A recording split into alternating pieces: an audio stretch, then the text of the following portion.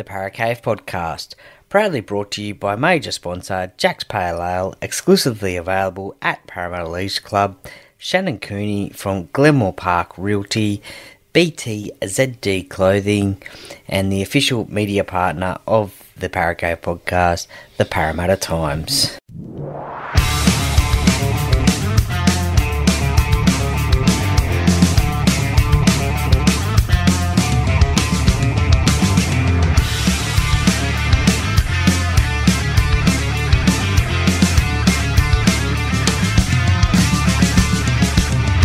Welcome to another episode of the Para Cave podcast. And now over to your host, Troy Warner, broadcasting live from the world-famous Para Cave.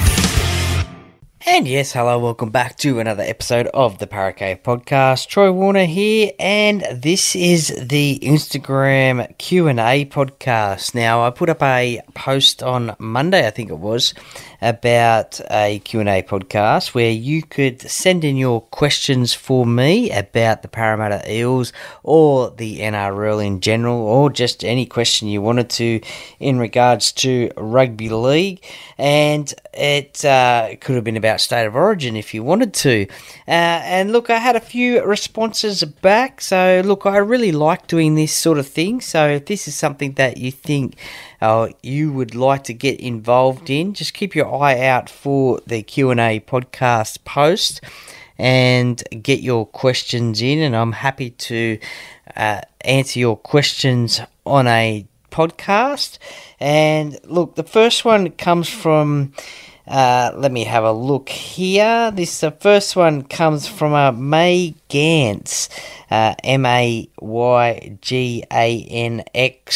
And look, this is a very good question, actually. So I think this could actually be a podcast by itself, because I don't think the time that I have now will actually answer this question, to be honest. So stay tuned for that one. There might be actually a podcast that I could do about this one. But the question was, if you could choose the team 1 to 17 for Parramatta, with past and present players, who would you choose? Now, a very good question there. I really think that's a great one. Like, there's so many players, past and present, I guess you could think of.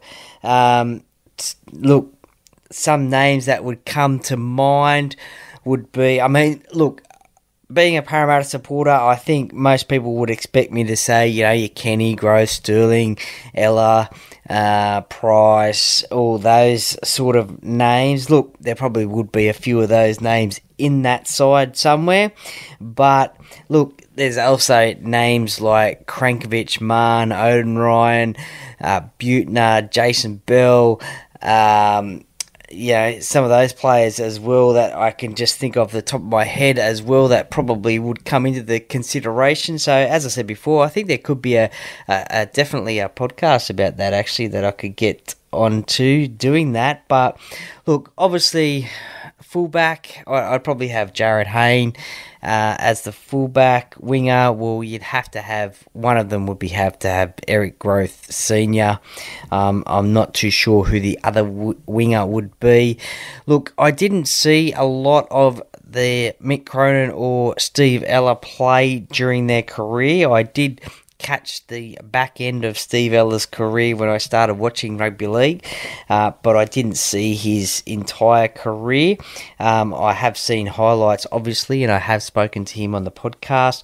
The same for Mick Cronin. I started watching rugby league in 1986, and obviously Crow was out for a long time in 86 with that eye injury, and obviously came back in the grand final, or came back before the grand final, I should say, but played in that grand final, kicked the 2 winning goals for Parramatta.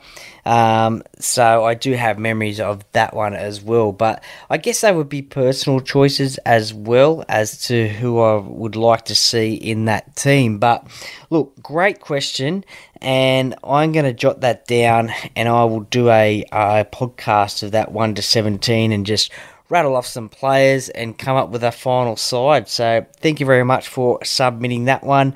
I'm sorry I didn't actually answer your question there, but I will go into more detail for sure about that one. Look, the next one comes from Rick's Jersey Bonanza sequel.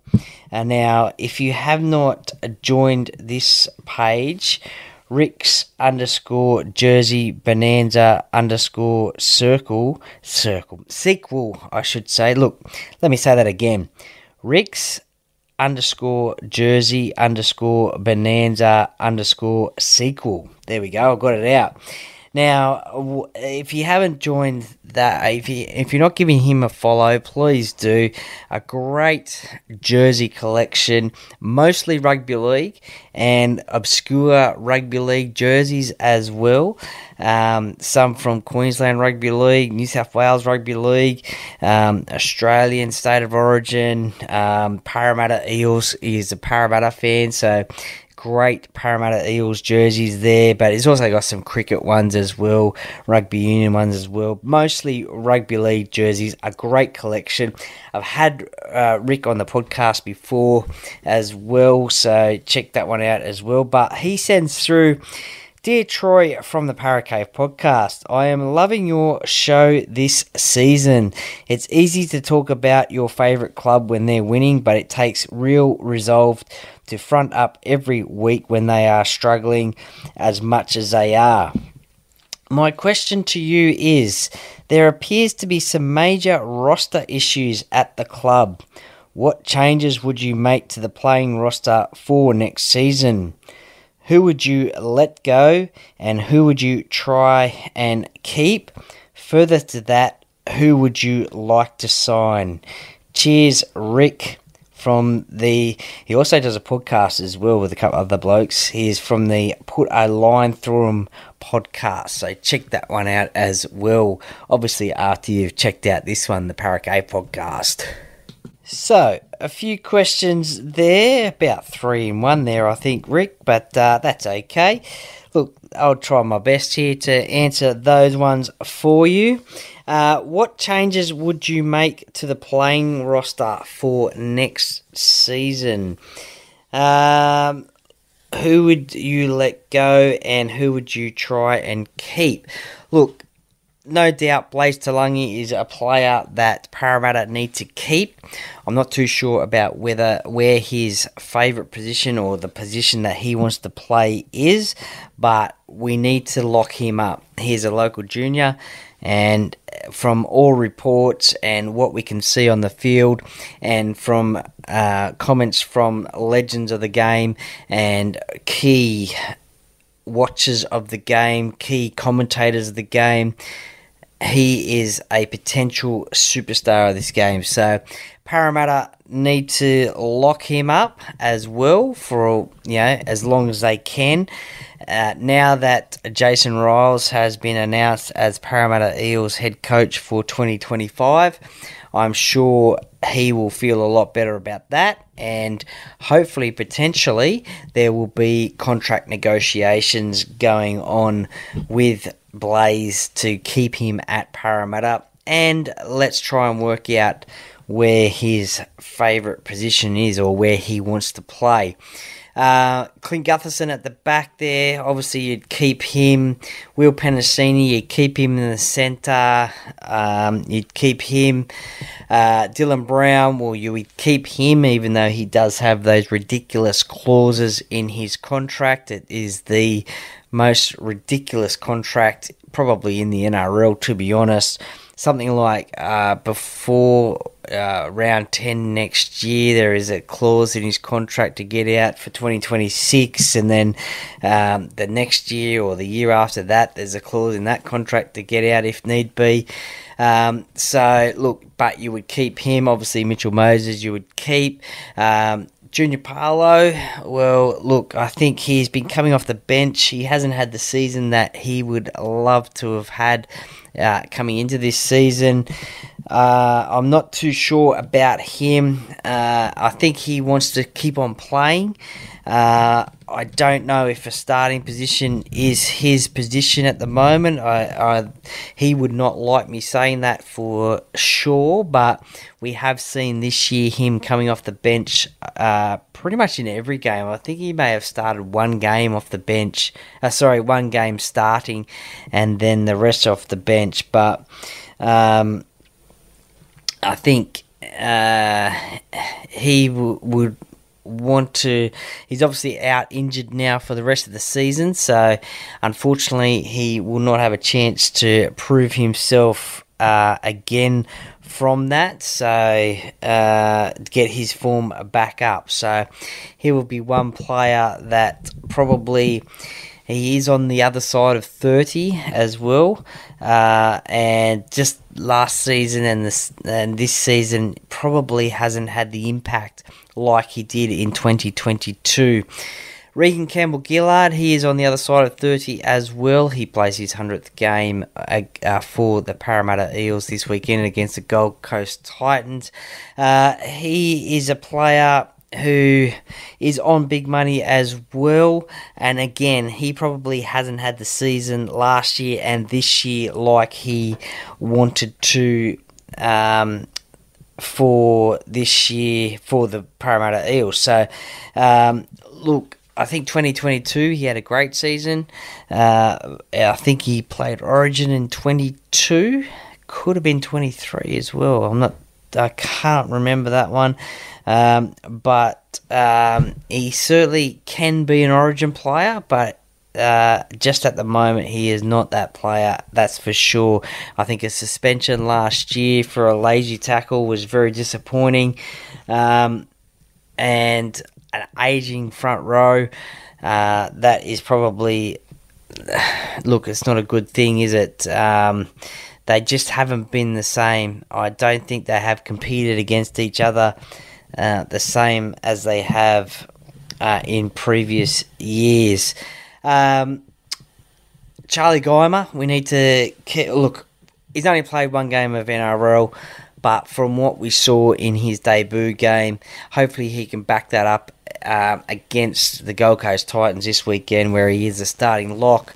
Let's just hope we can keep him at the club as well. He looks like he has got a lot of talent.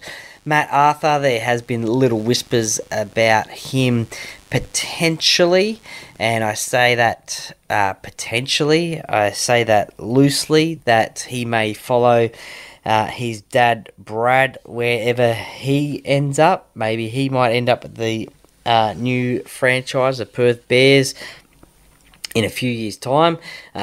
Brad's obviously over in England at the moment, coaching the Leeds Rhinos on a short-term deal.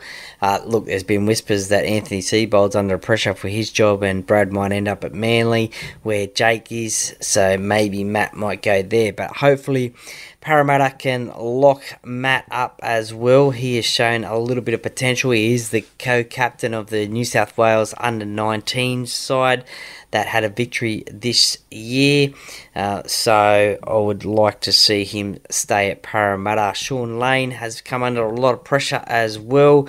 Last week started in the lock position, this week off the interchange bench. I think he hasn't had the same year as he did in 22 either. A lot of these players haven't had the same year as they had in 22, so I don't know what it is. 23, missing out on the finals this season, missing out on the finals as well. So I think I wrote something down the other day because I knew this was coming up, that some of these players, they are on the other side of 30, so it is a little bit of an ageing roster. So Bryce Cartwright, 30, Junior, and RCG will be 31 by the end of this season. Ryan Madison, 30, Sean Lane, 30, Micah Sivo. He's another player as well. There's been whispers that he's been shopped around to Super League. So 31 as well. So there is a lot of players there that are a little bit older. We need to inject some youth and pace into the side. So in answer to your question further to that, who would you like to sign? Look, I really don't know who's available, to be honest, at the moment. I would not have minded Satili Tupanua, who's signed with the Bulldogs for 4 years, starting next year. I would have not minded him. Can play in the back row, can probably play in front row as well. We see him playing for the Sydney Roosters in the centres, so a little bit versatile there. I would have liked him at Parramatta. And look, to be honest, I don't know who else is out there at the moment. So if you do know of other players out there that are available or coming off contract, maybe in 2026, let me know and I'll have my say on those ones. The next question, which filtered across to the Facebook page, the Paracave Podcast Facebook page, came from Tom Scherer. Now, he asks, if Brad Arthur gets the new NRL team coaching gig, should we be concerned about players being poached from the Eels, given how close some of the players were with him? Dylan Brown, Mitchell Moses, to name a few. Oh, look, it always is a concern, I guess, with players who become fond with a coach. I guess it is a bit of a concern sometimes. I mean, we've seen Wayne Bennett. He does get a couple of players that he wants to follow him around from club to club. I guess most notably back in the day, Darius Boyd, Brisbane, St George, Newcastle, back to Brisbane, I think it was. But look, I think obviously players, they do get a bond with their coach. With someone like Brad Arthur, who spent 11 seasons at Parramatta, he basically did see a lot of players come through in that time and did form good relationships with many of the players. We have heard that there was a little bit of a leadership group at the club, a very close-knit leadership group at the club. Obviously, you Clint Gutherson, Mitch Moses, Junior Paulo, just to name a few there, Dylan Brown as well. So, look, it can be a little bit of a concern. It just depends on, I guess, when the new NRL team comes in and whether players want to go. Look, there's been talk about the new NRL team there. You mentioned there has been talk about Perth Bears. That's just a rough name that has been mentioned. That has come out through the media. Now, apparently, Brad's wife is from Perth, and they have got a bit of family over there as well, so it probably would make sense if Brad wants to go for that job, move over to Perth. It just depends on the players, whether they would like to move over to Perth as well and play under him. Big move to move from Sydney over to Perth, away from family. I know that, and you probably do too, Tom, that Mitch has got a young family now, so to move from Sydney to Perth, that's a big move, as is for any player moving to the other side of the country. Maybe not so much Dylan Brown, as he's moved from New Zealand to Australia and Parramatta since I think he was really young age there. So he's been at the club for a long time. And as I said before, he's got these ridiculous clauses in his contract. So who knows what is going through Dylan's mind when it comes to contract time. I think potentially it depends on how good the team is going as well. If the team has been like last year and this year, not making finals, then that can also come into consideration as well. Players want to win competitions, they want to play finals football. If that's not consistently happening, well then maybe they will think a change is likely to happen, or they want to have a change and move to a different club. I don't see Mitchell Moses following Brad Arthur over to Perth if that's where he goes. I think Mitch will stay in Sydney. I think he will stay at Parramatta.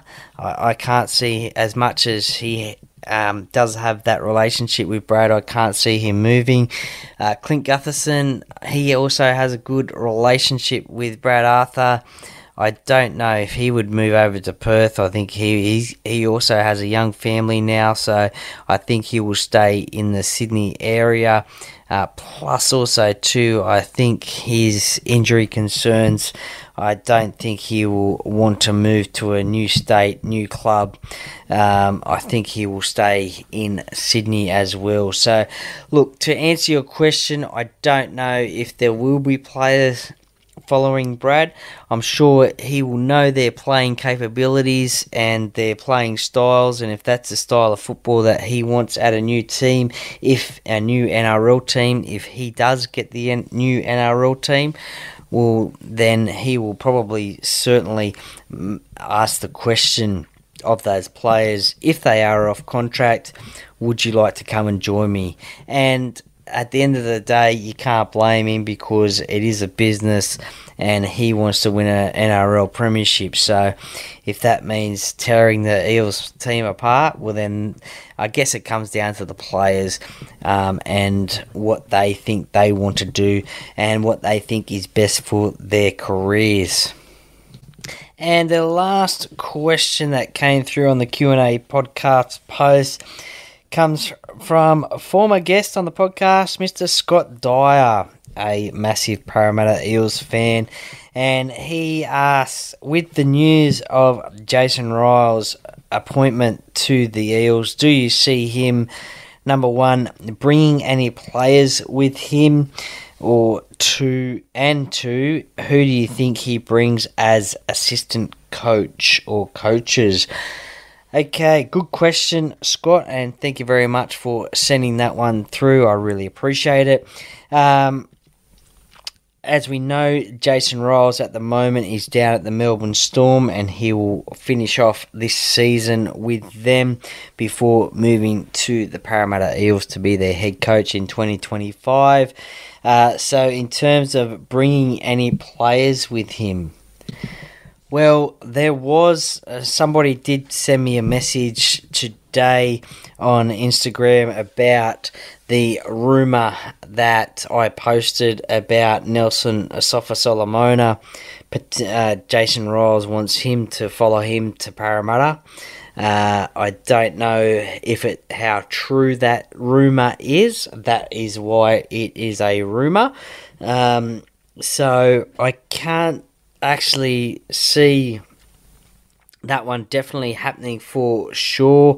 Parramatta fans, I think, definitely, probably, look, some Parramatta fans, yes, I put up a poll today as well on Instagram, would you like to see him at Parramatta? And it was pretty favourable. I think majority of fans said yes, they would take him at Parramatta. But there was a few no's as well. So it can, I don't know. At the moment, 64% of people have said yes and 36% have said no. So, look, it is a little bit divisive.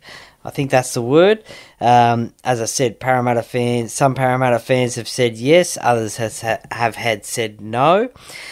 Look, for me, I'm not a big fan of Big Nelson, and I don't want to say that to his face, obviously, because he is a big unit, much bigger than me, and we've seen him in Bali being able to throw a couple, so I don't think I'd be able to handle that one for sure. Definitely. Look, for me, I think you would have, if he was to come to Parramatta, you'd have to offload some talent that we have currently in the forwards. I don't know if he would be a starting forward. I think this season for the Melbourne Storm he's been coming off the bench. and playing a bit of New South Wales Cup as well. So, look, he could be a good buy at the right price, but and not on massive money. Look, a change could be as good as a holiday. He may want to come to Parramatta. It may revive his career in rugby league. In terms of any other players, I don't know if he will be able to bring any other players with him from Melbourne. He will definitely, obviously, have an eye on looking towards next season and beyond, and he will know some of the Melbourne players, obviously, and the way that they play.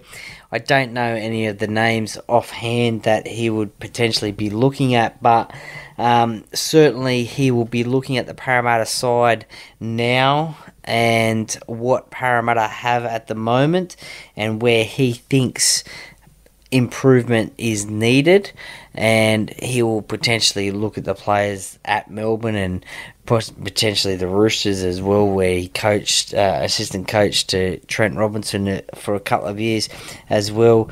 But he would have a general eye across the NRL anyway, as well, of the sort of players that he would want in his team.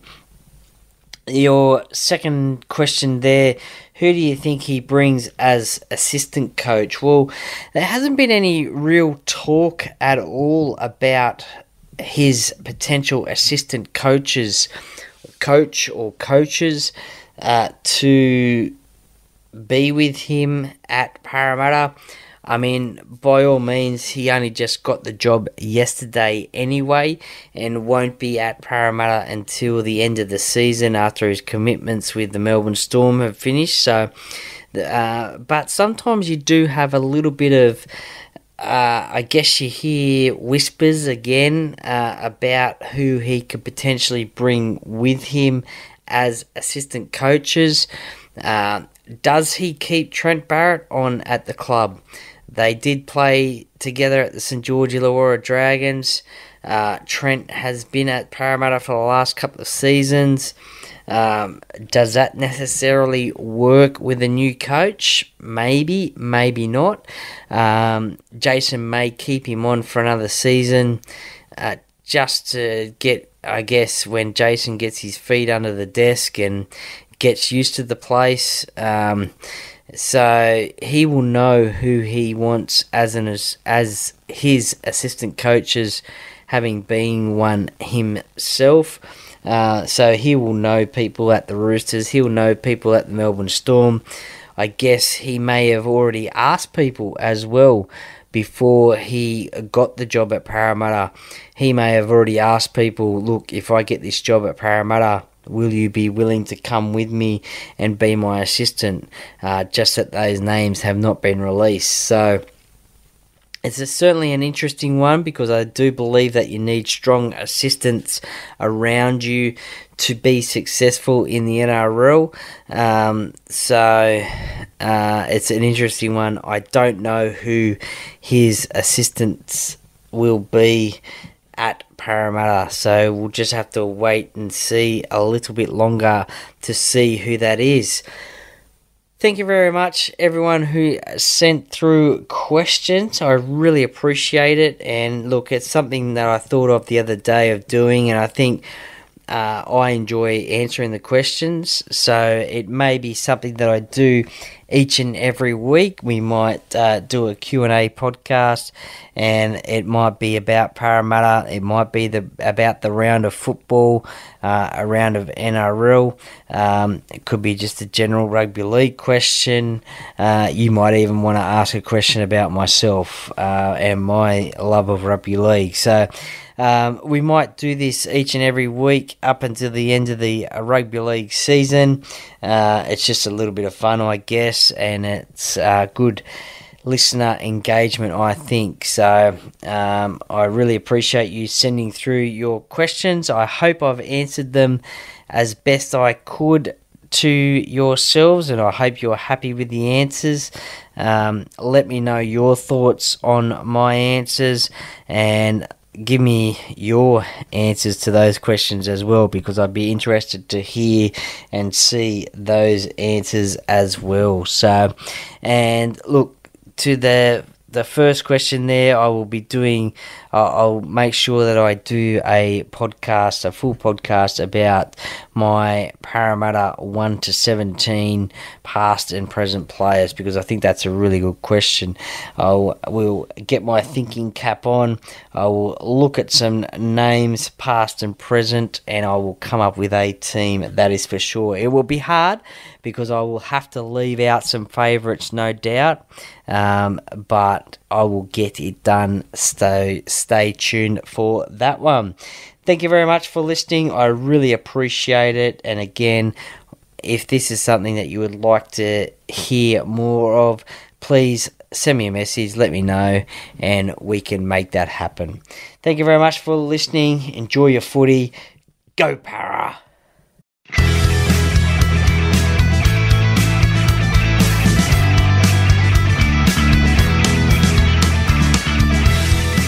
Thank you for listening to another episode of the Paracave Podcast. See you next time.